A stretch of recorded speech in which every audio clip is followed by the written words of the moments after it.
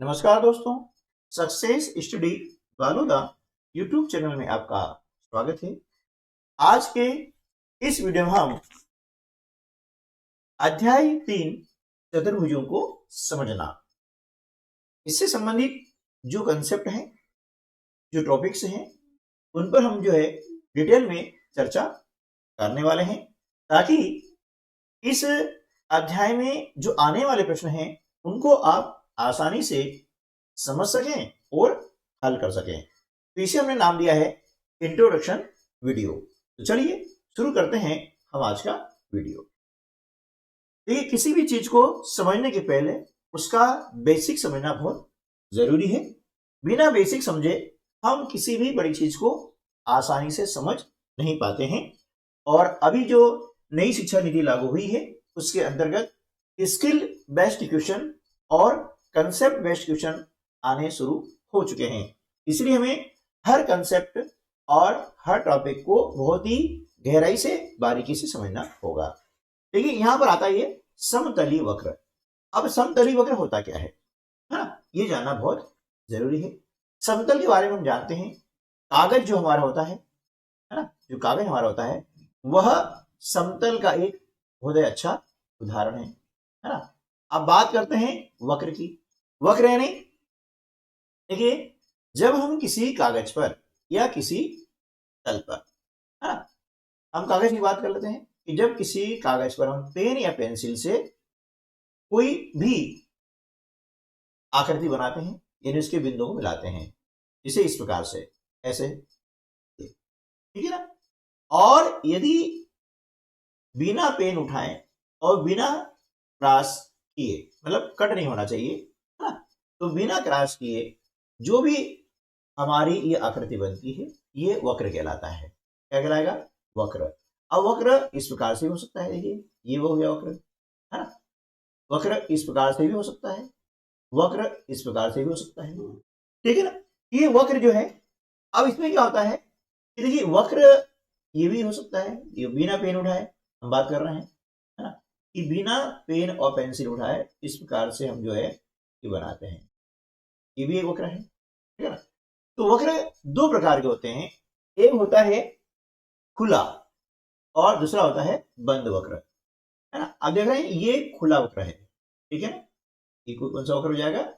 ये आपका कहलाएगा खुला वक्र, ठीक है। ये भी खुला वक्र है, ये भी खुला वक्र है, ये भी खुला वक्र है, लेकिन यह बंद वक्र है, बंद सरल वक्र, है ना। इस प्रकार से जो वक्र होते हैं इनको हम बोलते हैं सरल वक्र बोलते हैं। क्या बोलते हैं? सरल वक्र। लेकिन देखिए, यदि इस प्रकार की कोई आकृति बनती है, ठीक है, ये सरल वक्र नहीं है। क्यों? इसमें आप देख रहे हैं कि यहां पर एक कट हो चुका है, ठीक है ना। तो जब भी हम ऐसी लाइन खींचे, ऐसे बिंदु मिलाएं, है ना, वे यदि एक दूसरे को कट नहीं करते हैं, ठीक है ना, तो वे वक्र है। वक्र देखा आपने, ये खुला वक्र कहलाएगा, और इस प्रकार से यदि होता है तो वह बंद वक्र कहलाता है, ठीक है ना। तो ये ध्यान रखना है ना कि ये जो यहाँ पर अब आकृति दिख रही है ये सरल वक्र नहीं है, बाकी ये सारे जो क्या है ये सरल वक्र हैं, ठीक है ना। चलिए, अब इसके आगे हम समझ लेते हैं बहुभुज। यानी बहुभुज होता क्या है, ठीक है ना। तो बहुभुज को जानने के पहले इसकी जो डेफिनेशन है, परिभाषा है, उसको थोड़ा हम समझ लेते हैं कि केवल रेखाखंडों से बना सरल बंद वक्र, है ना, ध्यान देना, ये सरल बंद वक्र से बना जो होता है ना, वो बहुभुज कहलाता है, ठीक है ना। यानी इसमें केवल रेखाखंड होना चाहिए और रेखाखंड से बना हुआ एक सरल बंद वक्र होना चाहिए, है ना। कैसा होना चाहिए? बंद वक्र, सरल बंद वक्र, ये इसको ध्यान आपको देना है, क्योंकि लाइन सेगमेंट से बना जो होगा वही बहुभुज कहलाता है। जैसे कि ये त्रिभुज आप देख रहे हैं, है ना, इसमें ये जो है सारी क्या है, लाइनें हैं, रेखाखंड है ये, है ना, और इससे ये पूरा बन गया हुआ है, ठीक है। ये क्या हो गया? बहुभुज कहलाता है। ये आकृति, ये भी बहुभुज का उदाहरण है। एक और आकृति देखिए, ये भी बहुभुज का उदाहरण है। यानी बहुभुज किसे कहेंगे कि केवल रेखाखंडों से बना। देखिए अब ये सारे इसमें ये रेखाखंड है, इसमें ये रेखाखंड है, यहां से मतलब जो है इस प्रकार से बनाते हैं ये, है ना, ये सारी जो खींची गई ना ये ठीक है, इस प्रकार से। तो ये सारे जो रेखाखंड है, तो रेखाखंडों से बना सरल बंद वक्र बहुभुज कहलाता है। ठीक है, चलिए नेक्स्ट। अब हम बात कर लेते हैं बहुभुज के प्रकार की, कि बहुभुज कितने प्रकार के होते हैं। तो देखिए बहुभुज जो है 4 प्रकार के होते हैं। पहला जो इसका प्रकार है उसका नाम है उत्तल बहुभुज। अब इस उत्तल बहुभुज की पहचान क्या है कि इसमें जो कोई भी जो कोण होता है ना वह 180 डिग्री से कम होता है। आप देख रहे हैं इसके ये जो कोण यहाँ पर है ये 180 डिग्री से कम होते हैं, ये वाला कोण, ठीक है ना। कोई भी कोण 180 डिग्री से अधिक नहीं होता है, ठीक है ना। दूसरा जो बहुभुज है प्रकार इसका है वह है अवतल बहुभुज, है ना। दूसरा क्या हो गया, अवतल बहुभुज। अब अवतल बहुभुज में क्या होता है, इसकी पहचान ये है कि इसमें कोई सा भी एक कोण क्या होता है वह 180 डिग्री से अधिक होता है। आप देख रहे हैं कि ये कोण 180 डिग्री से कम है, ये भी 180 डिग्री से कम है, ये भी 180 डिग्री से कम है, ये भी 180 डिग्री से कम है, लेकिन ये जो कोण है यह 180 डिग्री से अधिक है। क्यों है, देखिए ये आपका रेखाखंड है, यदि इसको आगे बढ़ाते हैं, है ना, इस प्रकार से, तो ये 180 डिग्री कोण बनता है ना। और उसके बाद में ये यहां से हम आ जाते हैं, ठीक है, ये क्या हो गया 180 डिग्री से अधिक हो गया, ठीक है ना। इसे हम पुनवर्ती कोण भी कहते हैं, ठीक है। ये कोण जब क्या हो गया 180 डिग्री से अधिक हो गया है, इसे हम कहते हैं अवतल बहुभुज। क्या बोलेंगे, अवतल बहुभुज, ठीक है। इसके बाद में तीसरा जो हमारा प्रकार है वह है सम बहुभुज। क्या हो जाएगा ये, सम बहुभुज। इसके नाम से ही हमें मालूम पड़ रहा है कि इसमें सभी चीज समान होती है। जैसे आपके सामने क्या करती है, इसमें ये तीनों जो इसके कोण है ना, ये तीनों कोण समान है, ये तीनों जो भुजाएं हैं ये तीनों भुजाएं भी समान है। एक और हम देखते हैं उदाहरण, यह देख रहे हैं आकृति, है ना, ये वर्ग है, वर्ग में इसके जो चारों कोण है यह 90 डिग्री के हैं, चारों कोण समान है, और ये चारों जो इसकी भुजाएं है ना वह भी समान है। एक और देखते हैं, ये आपका पंचभुज है ना, इसमें भी पांचों जो कोण है वे समान है, पांचों ये भुजाएं हैं ये सभी समान है ना। जैसे यह नाम है सम, सम का मतलब होता है समान, है ना। इसमें सारी चीजें क्या होती है, समान होती है, ठीक है ना। अगला जो हमारा बहुभुज है वह कहलाता है विषम बहुभुज। क्या कहलाता है ये, विषम बहुभुज। जैसे कि इसका नाम ही है विषम, विषम यानी अलग अलग। इसमें जो है आप देख रहे हैं कि तीनों कोणों के मान अलग अलग हैं, तीनों भुजाओं की जो माप है वह भी अलग अलग है। इसमें देखिए आप, इसमें देख सकते हैं अपन, है ना।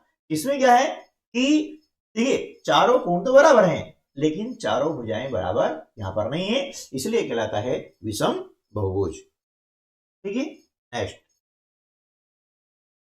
अब हम बात कर लेते हैं एक ऐसे प्रॉपर्टी की, एक ऐसे गुणधर्म की जिसका कि इस अध्याय में बहुत ही उपयोग होने वाला है और बहुत ही महत्वपूर्ण चीज है।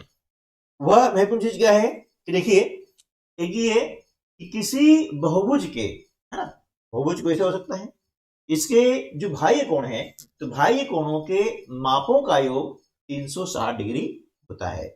इसे मान लिया कि आपके सामने ये एक बहुभुज है, अब इसके सामने हम बात करते हैं, चलिए यहां से हम चलते हैं तो यहां आते हैं और यहां से हम आगे चलते हैं, इस प्रकार से, है ना, ये कोण बन जाता है।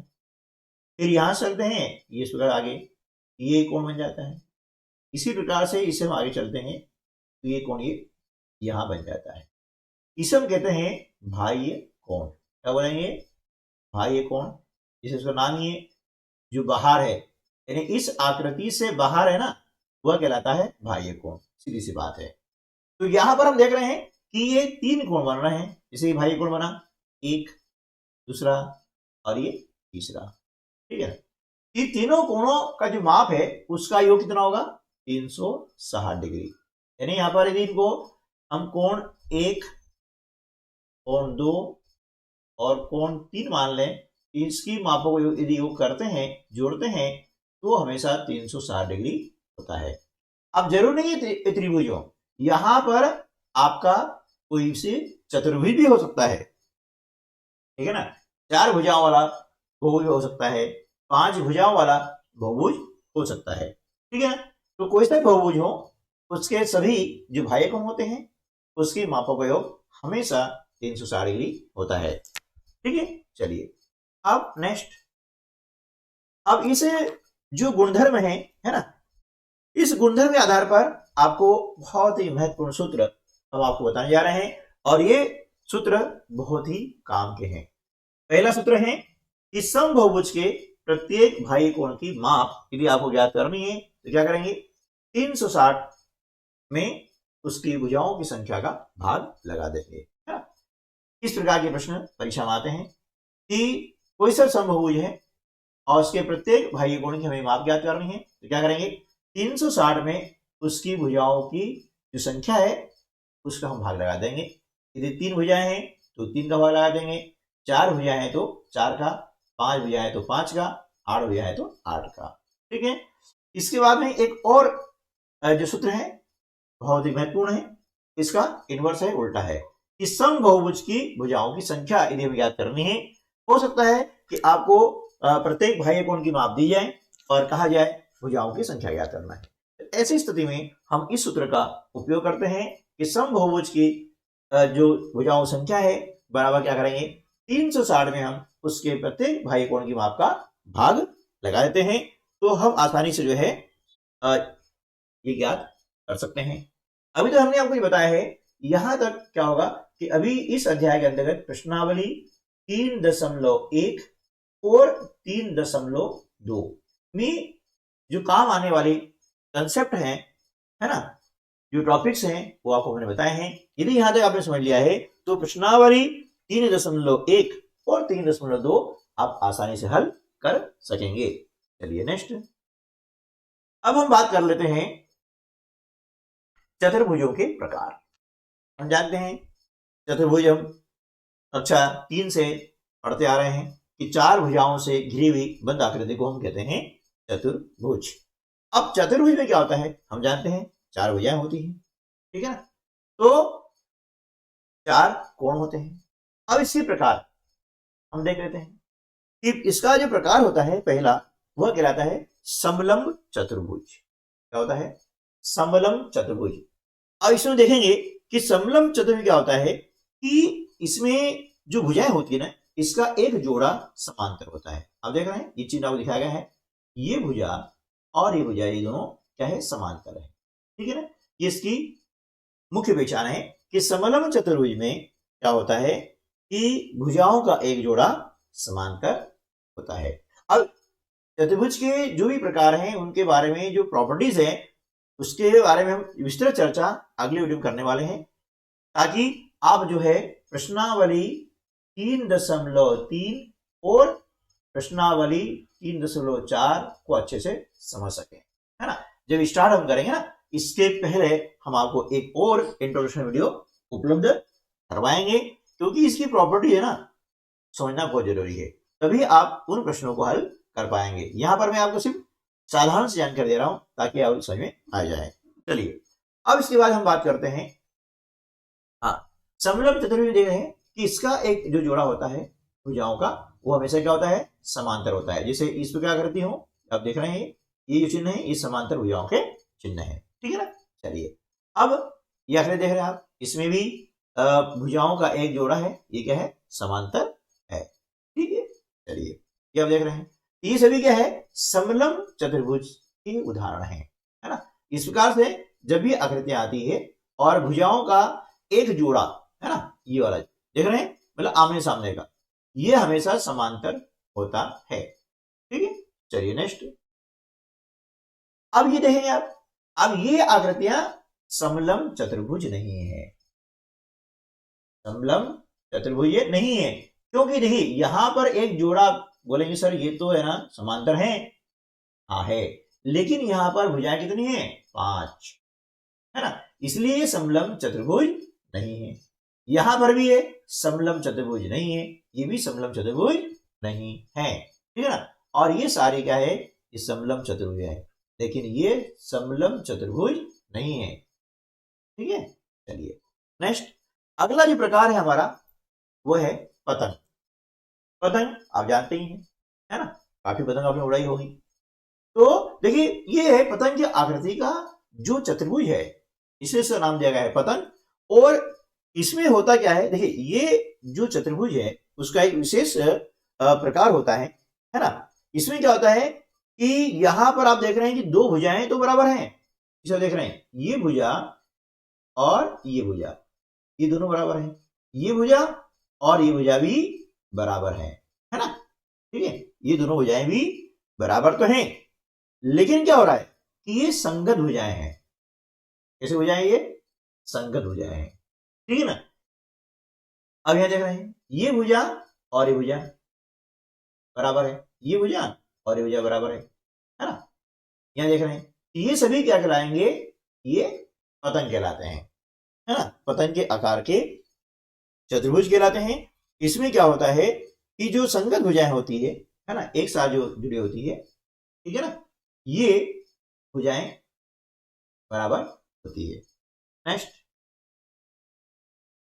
अगला जो हमारा प्रकार है वह है समांतर चतुर्भुज।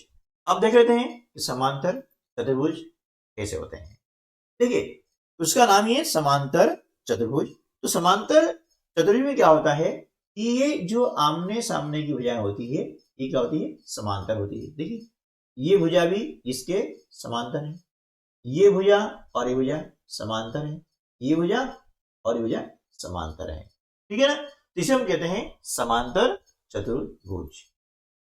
अगला जो हमारा प्रकार है उसका नाम है सम चतुर्भुज, है ना। इसमें भी क्या होता है कि चारों भुजाएं समान होती है, ठीक है ना। कैसे होती है, चारों भुजाएं इसकी समान होती है। आप देख रहे हैं यहां पर ये भुजा, ये भुजा, ये भुजा और ये भुजा, चारों भुजाएं यहां पर समान है। और अगला जो हम देख रहे हैं, है ना, वह इस प्रकार से है, इसका नाम है आयत, ठीक है ना।